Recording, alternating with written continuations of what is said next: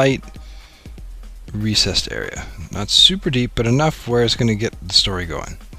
And this is on an Opel Vectra. And the most important thing about any kind of recessed area is cleaning it. So again, super clean with a lot of focus on the recessed area.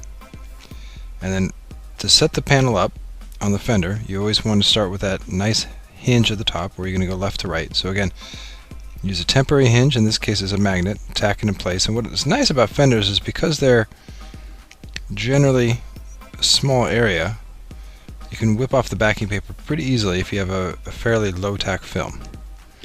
And then what's critical about any kind of fender you want to do, in this case this is an ultra metallic pink going on, is to get that first hinge set up. You want that even tension left to right, because then you can work evenly top to bottom. And again, I'm going to quickly just work the film up and go back and cut that away later. But right now the focus is on the recessed area. Now for any recessed area, you never want to bridge a recessed area and then force the film in if you can avoid it. Okay, and this is particularly kind of the case on fenders, because and this material kind of wrinkled right there, so again, use heat to self-heal it. But the main story here is the idea of not overstretching into a recessed area. The idea is if you can feed it in instead of bridge and then push in. So even on one that's mellow like this, it's better to feed it in. So pick the material up away from the bottom of the recessed area, let it be loose and not let it touch the other side, and then relax it in. In this case, there's the molding there, so instead of forcing the material as it's kind of jacking up, you make a relief cut.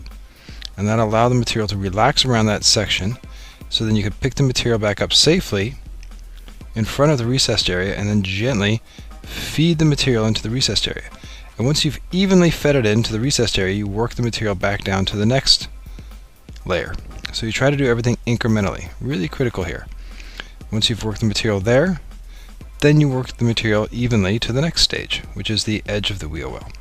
So as long as you work incrementally and feed it into a recessed area, you're not going to have any lifting or problems.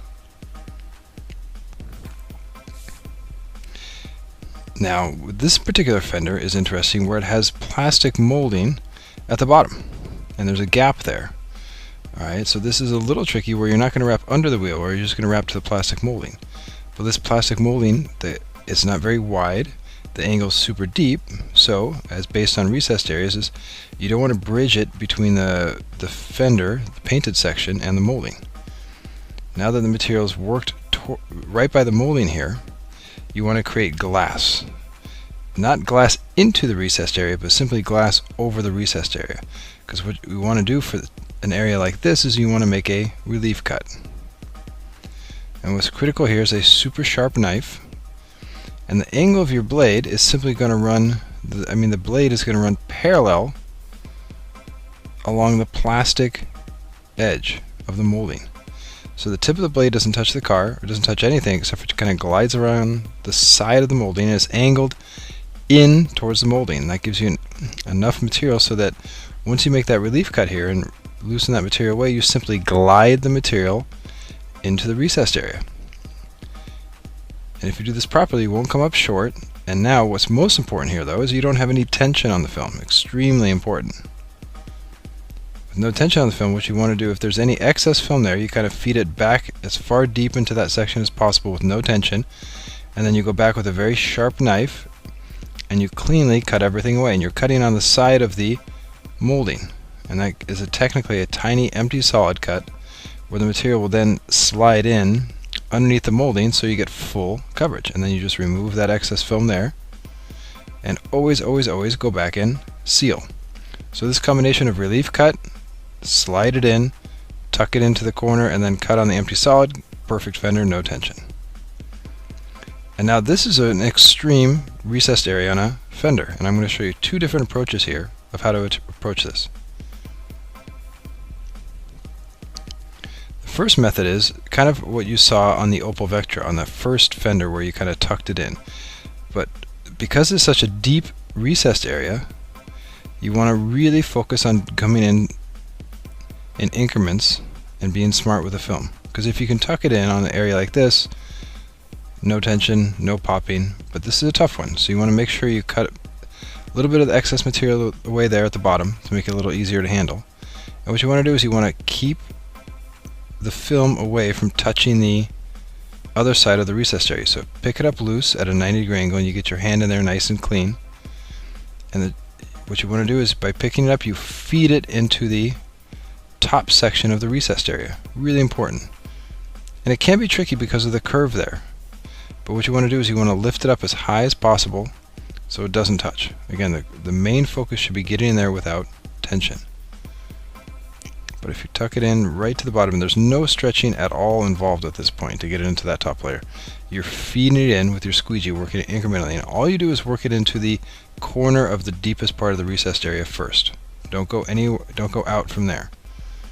And then what you do is once you get there, you evenly from side to side, you pull it to the next corner, and then you feed it out evenly. And you're using the shape of the triangle to squeegee the material away so it doesn't bunch up on the curve of the fender. And because you're just wrapping the fender, here on the edge there is some tension. You make a relief cut towards the door, and that relaxes the film around. So instead of using heat or forcing the film there, that relief cut is your form of heating the film.